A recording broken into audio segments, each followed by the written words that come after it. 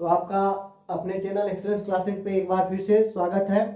आज हम लोग एनटीपीसी से जो 2020 में पूछा गया क्वेश्चन है, अभी एग्जाम में जो पूछा गया हूबहू वही क्वेश्चन आप लोगों के लिए लेकर के मैं उपस्थित हूँ। तो मैं अपना सेशन स्टार्ट करने से पहले मैं आपको एक कोटेशन पहले बताना चाहूंगा, जिसे आप अपने लाइफ में उतार करके अपने लाइफ में अगर उसे आत्मसात कर ले तो आपका लाइफ जो है एक अच्छे पायदान पे चले जाएगा। तो चलिए पहले हम अपना इस कोटेशन को समझते हैं। ये कोटेशन क्या है? देखिए, इच्छा प्लस हर किसी के मन में एक इच्छा होती है। इच्छा प्लस स्थिरता इज इक्वल टू संकल्प, यानी desire plus consistency is equal to determination. और अगर इस डिटर्मिनेशन में यानी आपके संकल्प में अगर परिश्रम मिल जाए, यानी आपका हार्ड वर्क हो जाए, आपका हार्ड वर्क मिल जाए, यानी आप अपने परिश्रम को डिसाइसिवली रूप में करें, तो आपको सफलता यानी आपको सिद्धि यानी सक्सेस की प्राप्ति होती है। तो दोस्तों, सबसे पहले इसके स्टेटमेंट को हम समझते हैं। देखिए, इस गणित के फॉर्मूला को अपने लाइफ में अगर उतार ले तो काफी हमारे लिए लाइफ आसान हो सकती है। तो कैसे अपने इस फॉर्मूला को अपने लाइफ में उतारेंगे, तो सबसे पहले इसको अच्छे से हम समझते हैं। देखिए, इच्छा, कभी कभी आपके आसपास ऐसे व्यक्ति मिलते होंगे, ऐसे आपके फ्रेंड होंगे जो कभी बोलते होंगे, अरे यार डॉक्टर को किसी को देखा, काफी फेमस हो गए, तो उनके मन में होता है चलो हम डॉक्टर ही बनेंगे। कभी वो फिर कुछ देर के बाद वो टीवी खोला, ऑन किया, देखा किसी एक्टर को, अरे यार इसकी तो रॉयलिटी कुछ अलग ही है, तो उन्हें लगता है चलिए सेलिब्रिटी ही बना जाए। फिर थोड़ा देर के बाद किसी को देखा, किसी इंजीनियर को देख लिया, किसी आपको बैंकर्स को देख लिया, किसी एसएससी निकाले हुए व्यक्ति को देख लिया। इस तरह से उसके डिजायर यानी चेंज होते रहते हैं। तो हमारे डिजायर जो है चेंज नहीं होना चाहिए।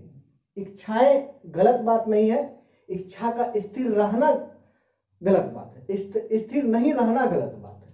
ठीक है दोस्तों, इसीलिए यहाँ पे ये लिखा हुआ है, आपकी इच्छा जो है, आपकी जो डिजायर है, वो उसमें स्थिरता होना चाहिए। अगर हम ये सोच लिए हमें बीपीएससी निकालना है, हम सोच लिए हमको इनकम टैक्स इंस्पेक्टर ही बनना है, हम सोच लिए नहीं हमें आईपीएस ही बनना है, तो वो उसमें स्थिरता होना चाहिए और उस पे अपना जो है एक लक्ष्य को तय किए और उस पे हम चल रहे हैं। ठीक है, यही यहाँ पे लिखा हुआ, इच्छा प्लस स्थिरता इज इक्वल टू संकल्प, यानी आपकी डिजायर और आपकी कंसिस्टेंसी में अगर कंटिन्यूटी रहे तो आपको डिटर्मिनेशन, आपकी पहले संकल्प होगी, डिटर्मिनेशन होगी, और उस डिटर्मिनेशन आप अपने में संकल्प ले लिए, नहीं मेरी इच्छा है और ये मैं इसको स्थिर रखूंगा और यही मेरा संकल्प है, और संकल्प में आप अपना परिश्रम को झकझोर दे तो आप एक सक्सेसफुल इंसान बन सकते हैं। तो इस छोटे से मैथ से फॉर्मूला को हम लोग अपनी जिंदगी में आत्मसात करेंगे, यह उम्मीद के साथ हम अपना सेशन को स्टार्ट करते हैं। तो चलिए देखते हैं आज का क्वेश्चन क्या क्या पूछा गया। आप चाहे तो इसका स्क्रीनशॉट भी ले सकते हैं। देखिए, आज का जो क्वेश्चन है, देखिए क्वेश्चन काफी इजी है, आपको ऐसा लगेगा क्वेश्चन काफी इजी है और आप बना भी सकते हो, और आप बनाते हो तो कोई कमेंट बॉक्स में अवश्य उसका जवाब दे, क्योंकि इससे आपको ही लाभ मिलेगा। ठीक है, बहुत बच्चे को देखते जवाब नहीं देते हैं, लेकिन जवाब देना चाहिए। ठीक है, तो मैं इसी उम्मीद के साथ आप लोगों के लिए ये सेशन लेकर के आया हूं, और मुझे आगे से उम्मीद है कि आप लोग क्वेश्चन का जवाब मेरे बनाने से पहले आपको जो ही सॉल्व होता है उसमें जरूर दीजिए। आप लोग देखिए, अब देखिए इसमें पूछा है find the value of sine 15 degree. तो देखिए, अब नेक्स्ट एग्जाम में आपको cos 15 डिग्री दे देगा, नेक्स्ट एग्जाम में आपको tan 15 डिग्री दे देगा, आपको कुछ भी पूछा जा सकता है। तो सबसे पहले इसका कॉन्सेप्ट हम लोग अगर समझ जाएं तो ये क्वेश्चन हमारे लिए काफी इजी हो जाएगा। तो हम लोग पहले इसको देखते हैं, इसका कॉन्सेप्ट क्या है। इसमें आप लोग को हम आपको कुछ फॉर्मूला बताते हैं जो आपको ध्यान में रखना है। देखिए, सबसे पहले ऐसे तो मैं आपको ट्रिग्नोमेट्री पढ़ाया हूं, उसमें सारा फॉर्मूला आपको अच्छे से समझा चुका हूं, और उस पे बेस्ड जितना भी क्वेश्चन है वो भी आपको बताया। तो आज हम लोग पहले उस फॉर्मूला को रिकॉल कर लेते हैं। देखिए, सबसे पहले साइन a प्लस बी, आप लोग बताइए, अगर मेरा वीडियो देखे हैं आप लोग तो आपको याद होगा। तो sine a plus B is equal to कितना होता है, sine a into cos B plus sine sorry cos A into sine B. ठीक है दोस्तों, क्या होता है sine A plus B is equal to sine A into cos B plus cos A into sine B. अगर यहाँ पे प्लस के जगह माइनस दे दे तो आपको कुछ नहीं करना है, बस इस प्लस के जगह पे आप भी माइनस कर दीजिए, आप भी चीटिंग कर लीजिए। प्लस के जगह पे यहाँ पे ये माइनस दिया तो आप भी यहाँ पे प्लस के जगह पे माइनस कर लीजिए। ठीक है, और एक क्वेश्चन आपको देखिए, यहाँ पे अगर माइनस दे दिया तो आप भी यहाँ माइनस कर लीजिएगा, सेम फॉर्मूला। तो हम लोग ये समझ गए। अब हम लोग कॉस इसका समझते हैं, कॉस ए प्लस बी इसका क्या होता है?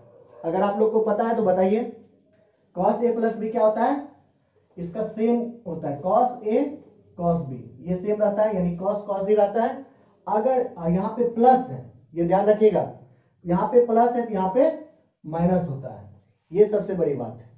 आप देखिएगा प्लस, बोलेगा प्लस कैसे होगा, माइनस कैसे होगा, ये ध्यान रखने की बात है। इसमें प्लस के जगह पे अगर प्लस रहे, ए प्लस बी रहे तो यहाँ पे माइनस होता है, और sign A into sine B होता है। और ये मैं आपको प्रूव्ड करके बताया हूं अपने सेशन में, तो यहाँ मैं आपको प्रूव्ड करके नहीं बताऊंगा क्योंकि आपका टाइम ज्यादा जाएगा। ठीक है, अगर यहाँ पे माइनस रहे तो यहाँ पे ये प्लस हो जाता है। एक बार ध्यान से सुनिएगा, cos A minus B is equal to cos A into cos B plus sine A into sine B होता है। ठीक है, अब देखिए आपसे अगर 10 आपसे एग्जाम में डायरेक्ट फॉर्मूला भी पूछ सकता है। ठीक है, ये भ्रम में नहीं रहे कि आपको यही तो क्वेश्चन पूछेगा, तो आपको फॉर्मूला भी पूछ सकता है, इसलिए फॉर्मूला को भी ध्यान में अवश्य रखिए। जैसे आपको पूछ देगा 10a plus B is equal to क्या होता है, आपको ऑप्शन दे देगा, उसमें आपको अगर फॉर्मूला नहीं याद है तो आप गलत टिक करके आ जाओगे। तो इसमें होता है 10a प्लस 10b upon 1 minus 10a into 10b। ठीक है दोस्तों, मुझे आशा है कि आप लोग ये समझ रहे हैं।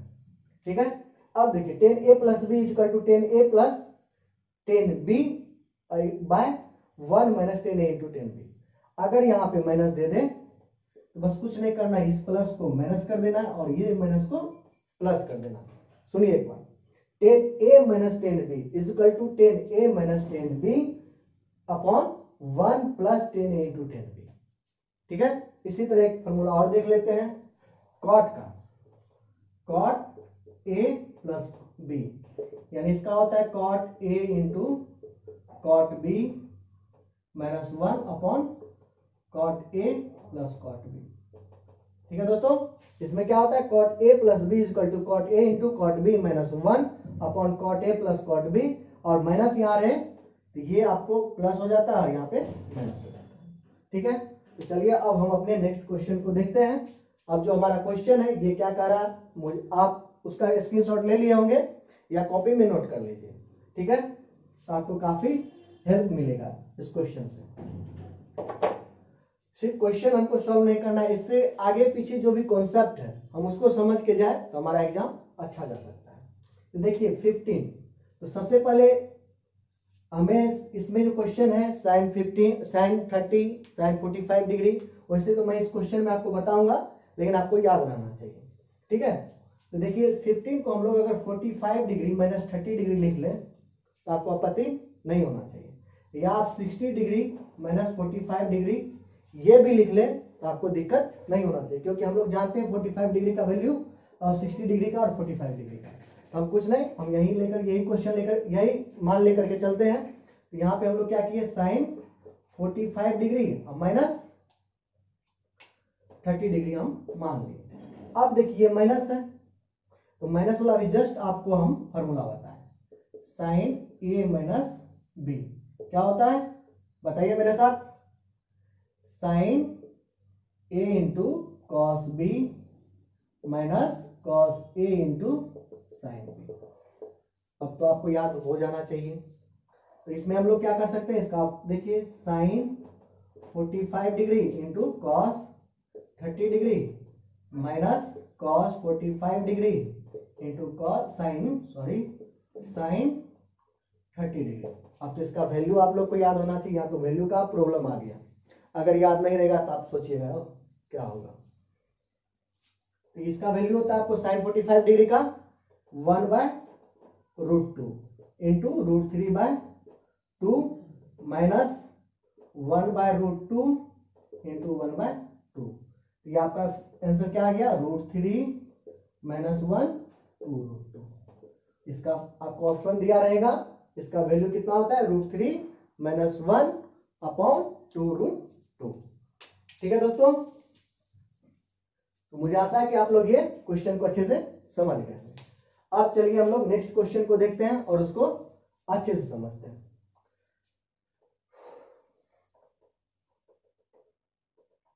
अब देखिए हमारा नेक्स्ट क्वेश्चन क्या है।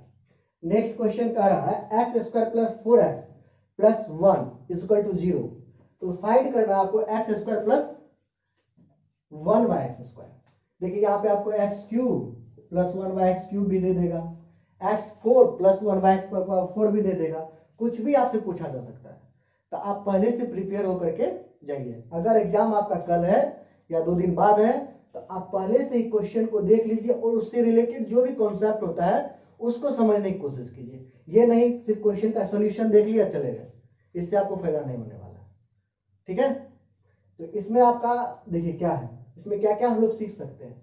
सबसे पहले इसको देखिए, अब इसको सॉल्व कैसे करेंगे, हमें अब इसको इस फॉर्म में कैसे लाएंगे, इसको पहले तो ये सोचना है। तो क्या कर सकते हैं हम लोग, देखिए 4x x² + 4 - 4x + 1/0।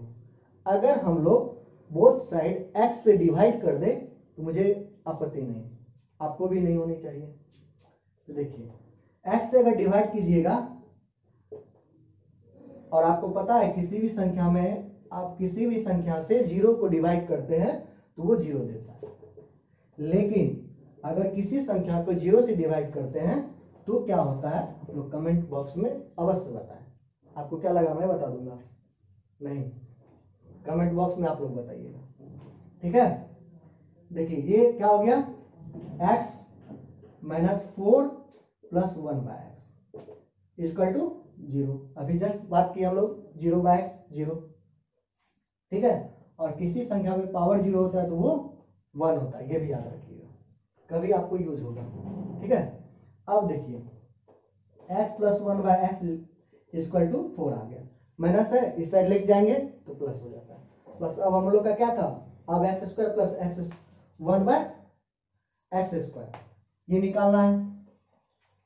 इसका फॉर्मूला है, याद रखिएगा, x² + 1/x² अगर हमसे मांगे तो a² - 2 होता है।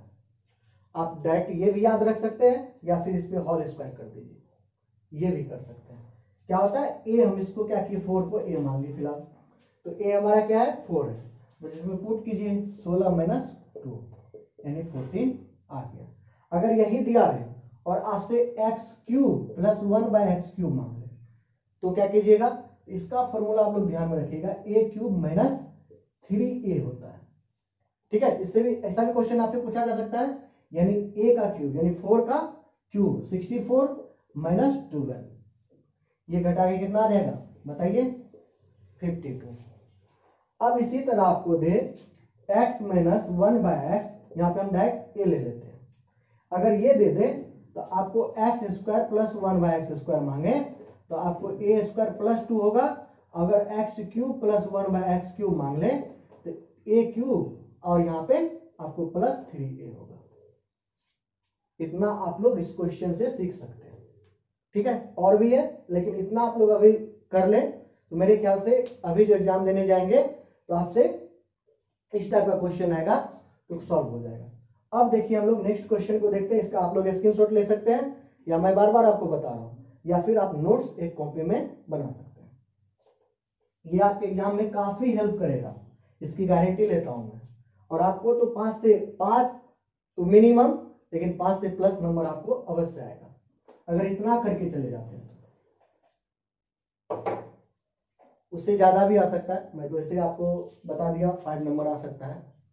अब देखिए हमारा नेक्स्ट क्वेश्चन क्या है, the length of rectangle. Rectangle के बारे में जानते हैं क्या होता है, देखिए रेक्टेंगल क्या होता है, ये फिगर होता है, इसका चौड़ाई छोटा होता है लंबाई से, और इसका जो एंगल होता है 90 डिग्री का होता है, चारों एंगल 90 डिग्री का, इसी को हम लोग रेक्टेंगल कहते हैं। It's twice it's breadth, breadth, ठीक है, सॉरी ब्रेथ नहीं, ब्रेथ, इसकी चौड़ाई।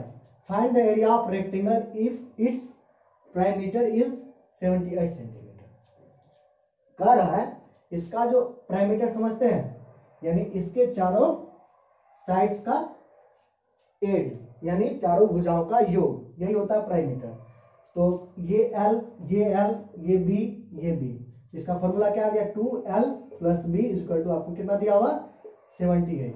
लेकिन यहाँ पे आपको एक ट्विस्ट दिया हुआ है, यानी ये जो चौड़ाई है लंबाई से, सॉरी चौड़ाई के से लंबाई दुगुना है, यानी लंबाई जो है आपको चौड़ाई से दुगुना है, यानी L के जगह पे आप लोग 2B लिख सकते हैं, और B तो है ही, यानी 2 और 3B = 78, यानी 6B = 78, B = आपको 13। ये अगर 13 आ गया तो लंबाई कितना आ जाएगा, 26। और आपको अब फाइंड क्या करने का है, फाइंड द एरिया, और एरिया क्या होता है, इसका और इसका मल्टीप्लीकेशन, ठीक है, LB। तो LB कितना आ गया, 13 इंटू आपको 26, ये जितना आएगा वही हमारा एरिया हो जाएगा, यानी 78 और ये इतना मीटर स्क्वायर आ जाएगा, ठीक है। इसका क्या आंसर आ गया, 338 मीटर स्क्वायर। अब इससे आपको अगर क्वेश्चन ये भी दे दे कि बताइए इसका डायगोनल क्या होगा, तो क्या कीजिएगा, तो डायगोनल इक्वल टू होता है आपको D = √L² + B², और L और B आपको निकला हुआ है, इसमें वैल्यू रख दीजिएगा, आपको निकल जाएगा। इस तरह से आप लोग रेक्टेंगल के बारे में इतना ही आपसे पूछा जाएगा, और भी आपको क्वेश्चन पूछा जाएगा, तो कॉन्सेप्ट इसका बेसिक यही है। अब देखिए ये स्लाइड का लास्ट क्वेश्चन, इसको आप लोग कर लिए होंगे, ये स्लाइड का लास्ट क्वेश्चन हम लोग देखेंगे और इसको समझते हैं। देखिए क्वेश्चन काफी इजी है, लेकिन इस क्वेश्चन से हम लोग क्या क्या सीख सकते हैं इसको देखते हैं। देखिए सबसे पहले इसका वैल्यू आप मान के चलिए आपको एग्जाम हॉल में याद नहीं है, तो कैसे आप इसको अप्रोच कीजिएगा, कैसे इसको बनाइएगा। समय तो रेलवे के एग्जाम में काफी रहता है, अगर आप लोग अच्छे से प्रिपेयर करके गए तो आपके पास समय काफी रहता है, और एडवांस मैथ में थोड़ा बहुत आपको अगर दिक्कत हो, इसको कुछ नहीं है, ये बहुत काफी इजी आपको ट्रिगोनोमेट्री पूछता है एनटीपीसी एग्जाम में, इसकी मैं गारंटी देता हूँ, काफी इजी पूछता है, बस थोड़ा सा आपके इसका बेसिक की नॉलेज होनी चाहिए, ठीक है। देखिए मैं आज आपको एक फॉर्मूला बताता हूँ, कॉन्सेप्ट ही है, उसको आप लोग ध्यान में रखिएगा, तो इसका आपको वैल्यूज याद करने में आपको काफी आसानी होगी। तो चलिए हम लोग देखते हैं। देखिए सबसे पहले यहाँ पे हम लिखते हैं साइन, साइन यहाँ 0 डिग्री लिखते हैं, यहाँ 30 डिग्री लिखते हैं, यहाँ 45 डिग्री, यहाँ 60 डिग्री, यहाँ 90 डिग्री। अब क्या करते हैं, 0 है तो 0, 1, 2, 3, 4 ये हम लोग कर रहे हैं, इसके अपॉन 4 दे दीजिए।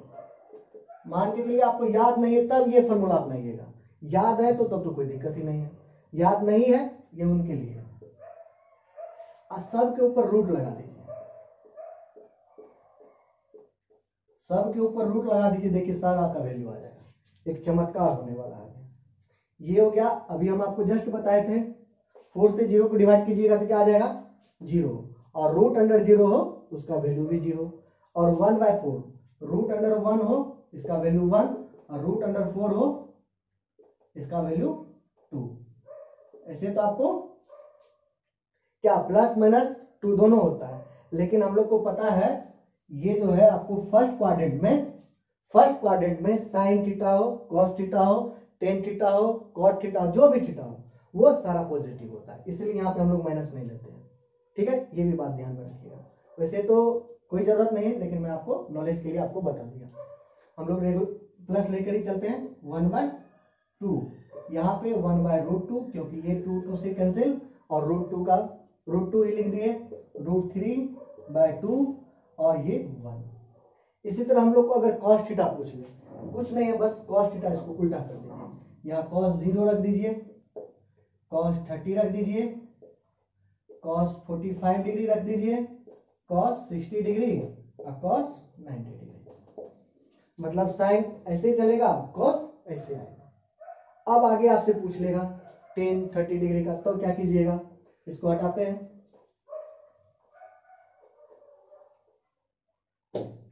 तो आप क्या कीजिएगा, देखिए हम लोग एक और चीज देखते हैं, टेन थीटा इक्वल टू आपको sine theta upon cos theta होता है। कॉट थीटा इक्वल टू आपको cos theta upon sine theta होता है। ये भी आपसे क्वेश्चन पूछा जा सकता है, आपको दे देगा साइन थीटा कॉस थीटा का वैल्यू, पूछ लेगा आपको टेन थीटा, आपको साइन थीटा इक्वल टू दे देगा, आपसे पूछ लेगा टेन थीटा। इस तरह से भी आप लोग याद रखिए, ठीक है। अब cosec theta equal to 1 by sine theta होता है, या sine theta equal to 1 by cosec theta. उसके बाद आपको अगर cot theta sorry sec theta होता है, सेक थीटा आपको कॉस का उल्टा होता है। इतना बात आप लोग ध्यान में रखिए। अब मान के चलिए आपको साइन का अगर वैल्यू आपको पता चल गया तो आप इस सब का वैल्यू नहीं निकाल सकते हैं, और आसानी से निकाल सकते हैं। साइन 30 कॉस 30 दोनों को आप क्या कहते हैं डिवाइड कर दीजिए तो टेन 30 निकल जाएगा। कॉट 30 कॉस 30 और साइन 30 का वैल्यू रख दीजिए, दोनों को डिवाइड कर दीजिए, आपको वैल्यू आ जाएगा। ये उस टाइम हमको यूज करना है ये चीज जब हमें आपको फॉर्मूला याद नहीं रहे, जब वैल्यू हमको याद नहीं रहे और आपके पास समय है तब आप यूज कीजिए। लेकिन घर पे इसका प्रैक्टिस आप लोग बार बार कर लेते हैं तो आपको ये जो मान है, ये जो वैल्यू है, आपको इसे भी याद हो जाएगा। तो आप लोग इसको मेरे ख्याल से समझ गए होंगे। अब इसका वैल्यू बताइए, टेन 30 डिग्री का वैल्यू क्या होता है। अभी हम लोग जस्ट जो सीखे उसी के आधार पे निकालते हैं। वैसे तो मुझे डायरेक्ट याद है, लेकिन आपको जो अभी मैं बताया हूं उसी के आधार पे बताता हूं। देखिए ten 30 degree upon sine 30 degree upon cos 30 degree. तो साइन 30 डिग्री का वैल्यू अभी हम लोग देखे थे 1/2 होता है, और इसका वैल्यू √3/2 देखे थे। ये कितना आ जाएगा 1/√3, और साइन 30 का वैल्यू 1/2, यानी आपको कितना आ गया 1/√3 माइनस 1/2। ये कितना आ जाएगा 2 माइनस √3 अपॉन 2√3। इतना वैल्यू इसका आएगा। अगर आपसे ज्यादा कुछ बोलेगा ऑप्शन में नहीं, में ये आपको ऑप्शन नहीं मिला तो कुछ नहीं करना, बस रेशनलाइजेशन यानी हर प्रमेयकरण कर देना है।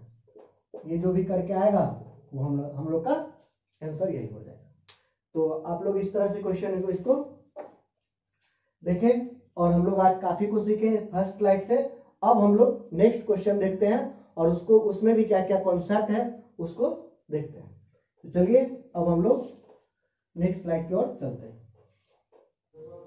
तो चलिए अब हम लोग नेक्स्ट क्वेश्चन को देखते हैं। अभी तक जो सीखे वो काफी आप लोग के लिए हेल्पफुल है। अब हम लोग इस क्वेश्चन को देखते हैं और इस क्वेश्चन से हम लोग क्या क्या सीख सकते हैं उसको देखते हैं। तो सबसे पहला क्वेश्चन हमारा क्या है, इसको पहले अच्छे से क्वेश्चन को आप लोग समझिए।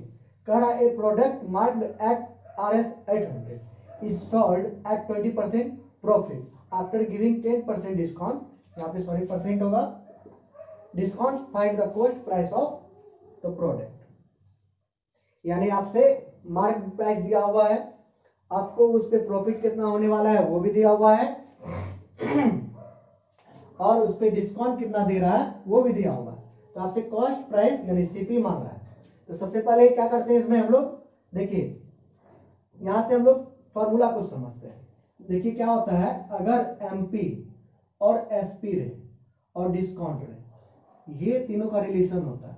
ये रिलेशन को हम लोग थोड़ा सा देख लेते हैं। अगर आपको एमपी एसपी और डिस्काउंट रहे तो ये MP equal to SP into 100 plus discount by 100 होता है। यहाँ पे हम लोग सिर्फ फॉर्मूला देखेंगे। जब हम लोग प्रॉफिट एंड लॉस पढ़ेंगे तो वहां पे और भी टेक्निक सीखेंगे क्वेश्चन को सॉल्व करने का। लेकिन यहाँ पे आप लोग इस फॉर्मूला को भी ध्यान में रखिएगा तो आपके एग्जाम में काफी फायदा होने वाला है। फॉर्मूला तो हम लोग को ध्यान में रखना ही चाहिए, ठीक है। अगर आपको इसका रिलेशन हो एसपी सीपी और प्रॉफिट या लॉस, इसका रिलेशन क्या होता है इसको भी आप लोग ध्यान में रखिएगा। यानी SP equal to CP into 100 plus minus, plus profit रहेगा तो प्लस और लॉस रहेगा तो आपको माइनस अपॉन 100 होता है। या आपको सीपी मांग ले एसपी दे दे तो SP into 100 upon 100 plus profit या माइनस लॉस, ठीक है। 100 प्लस प्रॉफिट होगा और 100 माइनस लॉस होगा। इसको मैं आपको बार बार बता रहा हूं क्योंकि इसमें ध्यान रखिएगा, लॉस जब रहेगा तो माइनस और प्रॉफिट जब रहेगा तो प्लस। ठीक है, ये आप लोग ध्यान में रखिए। इससे आपको इस टाइप का इस पे बेस्ड क्वेश्चन अगर आएगा तो आप आसानी से सॉल्व कर सकते हैं। तो क्वेश्चन क्या दिया हुआ है आपको, एमपी दिया हुआ है, कितना है 800। आपको ये डिस्काउंट भी दिया हुआ, तो यहां से हम लोग एसपी निकाल सकते हैं, एसपी आराम से फाइंड कर सकते हैं। सॉरी, यहां पे आपको एमपी होगा, यहां पे एसपी होगा, यानी एमपी एसपी और डिस्काउंट का जो रिलेशन है, SP is equal to MP into 100 plus discount by 100 होगा, और ये आपका सही है। तो एसपी निकालना है तो एमपी यानी 800 इंटू आपको 10% डिस्काउंट यानी 720 निकल जाएगा। 720 रुपीज आपको ये एसपी निकल गया, यानी सेलिंग प्राइस। ये आप एक बार फिर मैं आपको बता दूं, सेलिंग प्राइस और मार्केट प्राइस और डिस्काउंट, इसमें जो रिलेशन होता है वो आपको selling price is equal to market price into 100 plus discount upon 100, या फिर आपको अगर एमपी निकालना हो तो SP into 100 upon 100 plus discount. D यहाँ पे आपको डिनोट कर रहा है डिस्काउंट को। तो यहां से हमारा ये आपको एसपी निकल गया। अब क्या करना है, हमको कॉस्ट प्राइस निकालना है। आपको ये प्रॉफिट दिया हुआ है, आपको कॉस्ट प्राइस निकालना है, और आपको एसपी दिया हुआ, बस ये फॉर्मूला को यूज कर लेंगे। यहाँ पे क्या करेंगे, एसपी के जगह पे आप 720 रख लीजिए, और हमको सीपी निकालना है, और ये कितना है 100 प्लस 20 यानी 120 अपॉन 100। बस इसको क्या करना है 6 यानी 60, यानी सीपी हमारा क्या निकल गया 600। यही हमसे मांग रहा था। क्या किया एक बार फिर से समझते हैं। देखिए एमपी एसपी और डिस्काउंट, इसमें क्या रिलेशन होता है, SP is equal to MP into 100 plus discount upon 100, इतना ध्यान रखिए। एसपी सीपी प्रॉफिट और लॉस, इसमें क्या रिलेशन होता है, SP is equal to CP into 100 plus profit 100 minus loss upon 100। ठीक है, तो यहाँ पे हमारे पास मार्केट प्राइस दिया हुआ था, डिस्काउंट दिया हुआ था, इससे हम लोग क्या किए एसपी निकाल लिए। ओके, एसपी निकालने के बाद इसको और भी तरीका सॉल्व कर सकते हैं। इसका हम लोग पहले इससे इसके थ्रू यहाँ पे आ सकते हैं, या इसके थ्रू यहाँ जा सकते हैं, किसी भी थ्रू जाइए आपका रिजल्ट वही आएगा। ठीक है, इसमें कोई दिक्कत नहीं है। तो हम लोग क्या किए एसपी निकाल लिए। एसपी निकालने के बाद क्या किया हम लोग जानते हैं, SP is equal to CP into 100 plus P upon 100। तो क्या किया 100 इक्वल टू सीपी इंटू इतना निकाले, तो हमारे पास क्या आ गया सीपी इक्वल टू 600। अब अगला क्वेश्चन हम लोग देखते हैं। इस टाइप का क्वेश्चन मैं तो आपको पहले वाला वीडियो में ही बता चुका हूं, लेकिन ये आपको एनटीपीसी 2020 में अभी जो क्वेश्चन पूछा जा रहा है उसका कलेक्शन है। मैं आपको बताया था वहां पे, जिस टाइप का क्वेश्चन आपको बताया हूं उस टाइप का क्वेश्चन आपको देखने को मिलेगा। आपको उसी टाइप का क्वेश्चन अभी पूछ भी रहा। अगर वो वीडियो को आप लोग नहीं देखे हैं तो मैं आप लोग से रिकमेंड करूंगा जो आप उस वीडियो को अवश्य देखिए, काफी आप लोग को फायदा होगा। चलिए देखिए क्या कर रहा है, द एलसीएम। तो सबसे पहले हम लोग LCM, the LCM of two numbers is, यहाँ पे नंबर से ये is 78, find the sum of the numbers if the ratio of two numbers is 2:3। आपको दो नंबर का रेशियो दिया हुआ है और हमको ये क्या करना है एलसीएम फाइंड करना है। दो नंबर का रेशियो दिया हुआ है और हमको एलसीएम फाइंड करना है। काफी इजी क्वेश्चन है, आप लोग बना भी सकते हैं। देखिए एलसीएम मतलब क्या होता है, पहले थोड़ा इसको समझते हैं।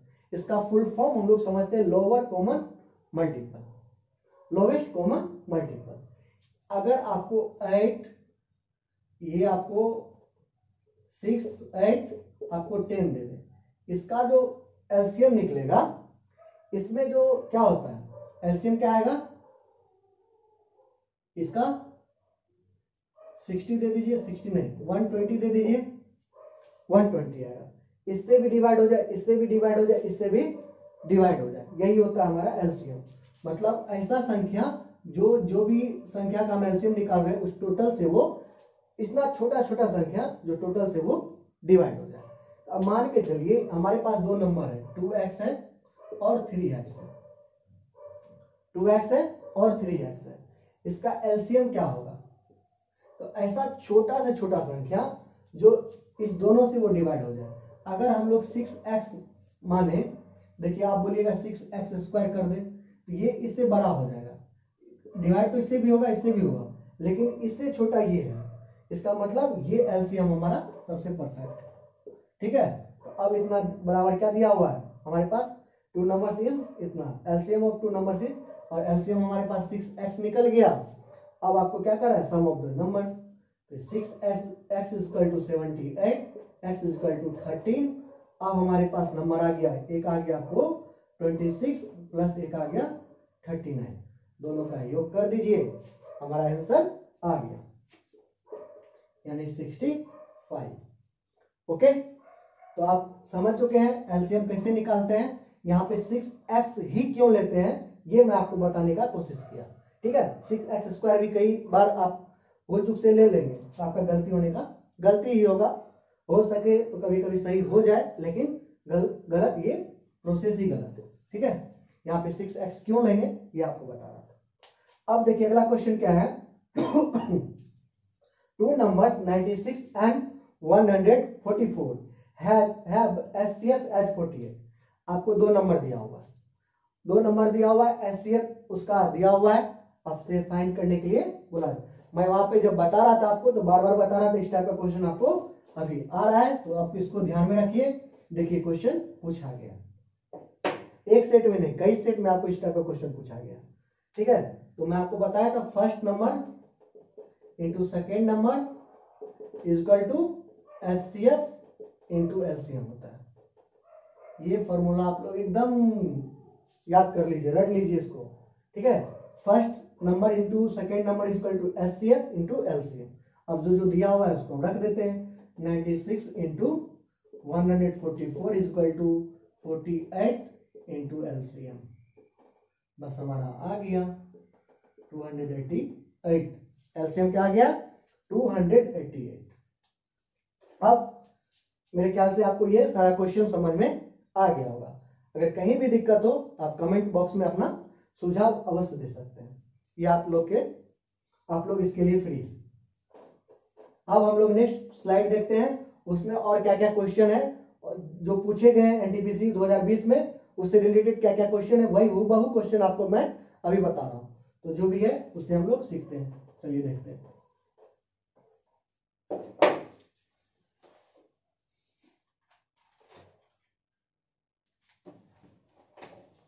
तो चलिए अब जो हमारा नेक्स्ट क्वेश्चन है इसको समझते हैं।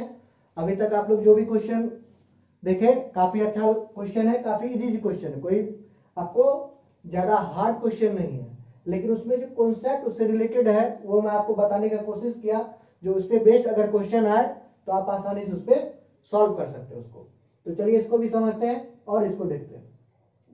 पहला क्वेश्चन है, if the selling price of 9 articles is equal to the cost price of 15 articles. कहने का अर्थ है आपको दिया हुआ है जो 9 आर्टिकल का सीपी इक्वल टू 15 एसपी, यानी कॉस्ट प्राइस है, सॉरी यहां पे आपको दिया हुआ है 9 आर्टिकल्स इज इक्वल, ये सेलिंग प्राइस है 9 आर्टिकल्स का, यानी 9 आर्टिकल का एसपी इक्वल टू 15 आर्टिकल का आपको सीपी। इस दोनों में रिलेशन आपको दिया हुआ है। ठीक है, और अभी जस्ट हम लोग ऊपर पढ़े थे एसपी सीपी और प्रॉफिट या लॉस, इसमें क्या रिलेशन होता है वो मैं आपको जस्ट ऊपर बताया पीछे वाला स्लाइड में। तो ये देखिए आपको 3:5 यानी एसपी और सीपी का जो रेशियो आ गया यानी 5/3। यहां से हम लोग क्या कर सकते हैं, इक्वल कर लेते हैं। जो एसपी हमारा 5 रुपया है और सीपी हमारा 3 रुपया है। तो अब बताइए प्रॉफिट होगा या लॉस होगा। अगर एसपी बड़ा हो सीपी से तो क्या होता है बताइए, प्रॉफिट होता है। अगर सीपी बड़ा हो एसपी से तो हमें लॉस होता है। अब जितना रुपया में खरीदिएगा उससे कम रुपया में बेचिएगा तो लॉस होगा आपको। मान के चलिए 5 रुपया में खरीदे 3 रुपया में बेच दिए, यानी 2 रुपया का आपको लॉस हो गया। अगर आप 5 रुपया में खरीदे और आप बहुत चालाक है, आप 10 रुपया में बेच दिए किसी सामान को, होता है कोई कोई बहुत चालाक होता है, वो क्या किया 10 रुपया में बेच दिया।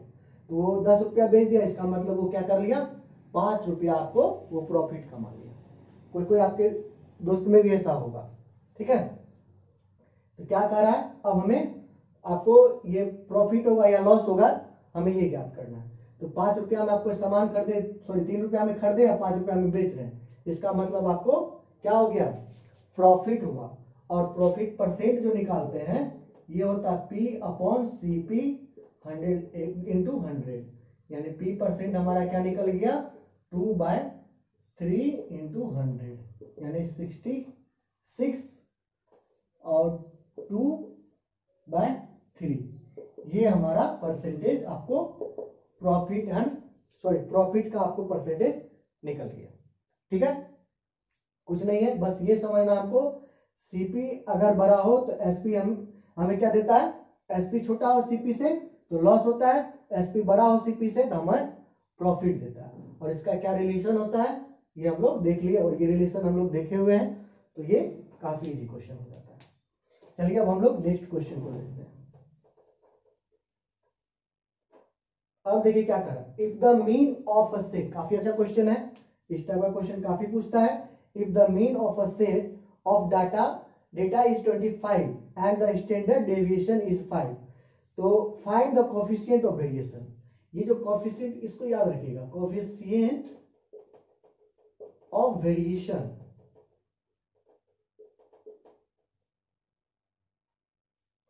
वेरिएंस वेरिएंस, ये जो coefficient of variance equal to होता है, ये आपको सेट ऑफ डाटा, ये जो set of mean of a set of जो डेटा है, ये सेट ऑफ डेटा माइनस आपको ये स्टैंडर्ड डेविएशन होता है, माइनस स्टैंडर्ड डेविएशन होता है। Coefficient of variance is equal to set of data minus standard deviation.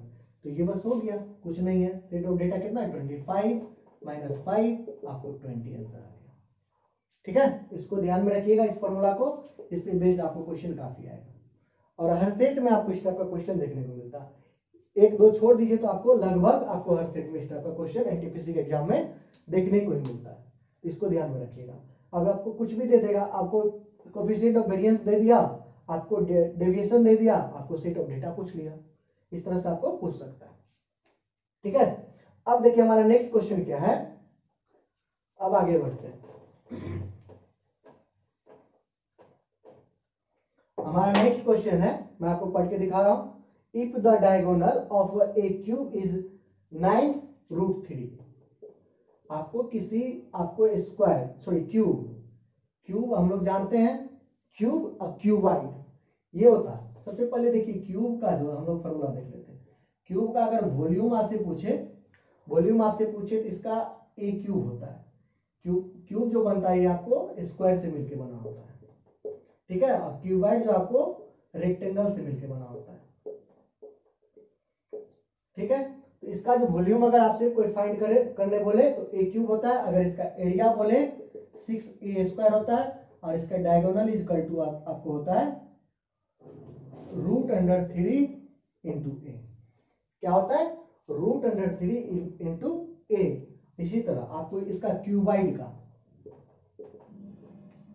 का अगर एरिया बोले तो 2 into LB plus BH plus HL बोल सकते हैं, या इसका वॉल्यूम बोले, वॉल्यूम होता है इसका LBH, L into B into H।